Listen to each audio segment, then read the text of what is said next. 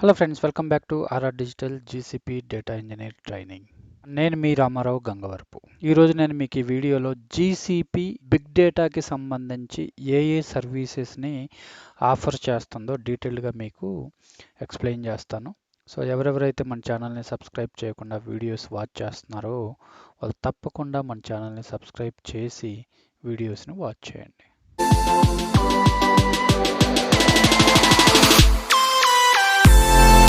So GCP వచ్చేసి మనకి different varieties of big data సర్వీసెస్ని ప్రొవైడ్ చేస్తుంది.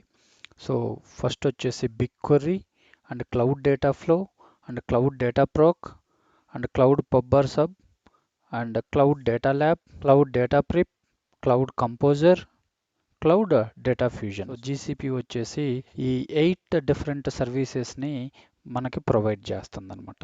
సో ఒక్కొక్కటి డీటెయిల్డ్గా మీకు ఎక్స్ప్లెయిన్ చేస్తాను ఈ వీడియోలో. సో అంటే ఒక్కొక్క దాని వలన ఉన్న అడ్వాంటేజెస్ ఏంటి, ఏ సిచ్యువేషన్లో వాటిని మనం యూస్ చేయాలనేది డీటెయిల్డ్గా ఎక్స్ప్లెయిన్ చేస్తాను మీకు ఇప్పుడు. సో ఫస్ట్ వచ్చేసి BigQuery అనమాట. సో BigQuery బేసిక్గా వచ్చేసి use to store and query big data using SQL అనమాట. సో లార్జ్ డేటాని మనం SQL యూజ్ చేసి రిట్రీవ్ చేయొచ్చు, లేదా డేటాని మనం BigQuery ద్వారా స్టోర్ చేయొచ్చు అనమాట. సో అలానే serverless and highly scalable and cost effective. So highly scalable అంటే మనం కెపాసిటీ అవసరాన్ని బట్టి ఇంక్రీజ్ చేసుకోవచ్చు లేదా డిక్రీజ్ చేసుకోవచ్చు. కాస్ట్ ఎఫెక్టివ్ అంటే జనరల్గా కాస్ట్ అనేది బేస్డ్ ఆన్ రీసోర్స్ యూసేజ్, స్టోరేజ్ని బట్టి ఉంటుంది. సో రీజనబుల్గానే ఉంటుంది కాస్ట్ వచ్చేసి. ఓకే, సో సర్వర్లెస్ అంటే మనకు ఆల్రెడీ తెలుసు, డిస్కస్ చేసాం ప్రీవియస్ సెషన్స్లో. అలానే ఇది వచ్చేసి fully managed data analysis service అనమాట.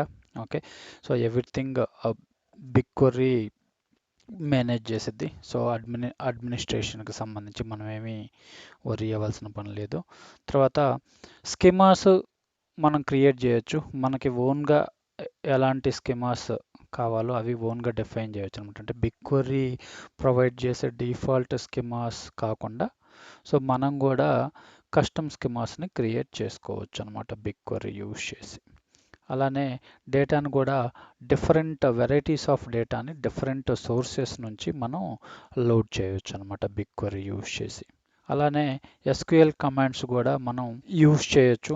సో డేటాని సెట్స్ని కానీ మ్యాసివ్గా మనం క్వెరీ చేయాలి, రిట్రీవ్ చేయాలనుకుంటే కమాండ్స్ యూజ్ చేసి చేయొచ్చు అనమాట. సో మనకి డిఫరెంట్ జాబ్స్ని మనం యూజ్ చేసి డేటాను లోడ్ చేయొచ్చు, అలానే రిట్రీవ్ చేయొచ్చు, అలానే డేటాని ఎక్స్పోర్ట్ చేయొచ్చు, అలానే డేటాని మనం కాపీ కూడా చేయొచ్చు అనమాట BigQuery యూజ్ చేసి. తర్వాత వచ్చేసి డేటాని మనం మేనేజ్ చేయొచ్చు and data protected by permissions. అంటే ఇక్కడ మీనింగ్ ఏంటంటే ఇప్పుడు ఒక టేబుల్కి ఎవరెవరికైతే యాక్సెస్ మనం ఇవ్వాలనుకుంటున్నామో అవి పర్మిషన్స్ ఇస్తే దాన్ని బట్టి మనం రెస్ట్రిక్ట్ చేయొచ్చు. అవసరమైన వాళ్ళకి పర్మిషన్స్ ఇస్తే వాళ్ళు ఆ పర్టికులర్ టేబుల్ రిలేటెడ్ డేటాని యాక్సెస్ చేయొచ్చు అనమాట. సో దాన్నే managed data and protected by permissions అన్నమాట. సో బిగ్ డేటాలో సెకండ్ సర్వీస్ వచ్చేసి క్లౌడ్ డేటా ఫ్లో అనమాట. సో క్లౌడ్ డేటా ఫ్లో వచ్చేసి fully managed data processing service అనమాట. ఓకే, సో ఈ డేటా ప్రాసెసింగ్ సర్వీస్లో మనం బ్యాచ్ కానీ స్ట్రీమ్ కానీ ఏ డేటానైనా ప్రాసెస్ చేయొచ్చు. అంటే so each batch okay, so కొంత డేటాని ప్రాసెస్ చేయొచ్చు. సో స్ట్రీమ్ అంటే లైవ్ డేటాని కూడా మనం ప్రాసెస్ చేయొచ్చు అనమాట.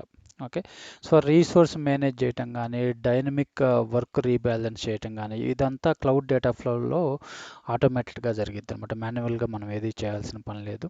తర్వాత ఆటో స్కేలింగ్ కూడా ఉంది. సో క్లౌడ్ డేటా ఫ్లో వచ్చేసి హారిజాంటల్ ఆటో స్కేలింగ్ ఫీచర్ని కూడా ప్రొవైడ్ చేస్తుంది.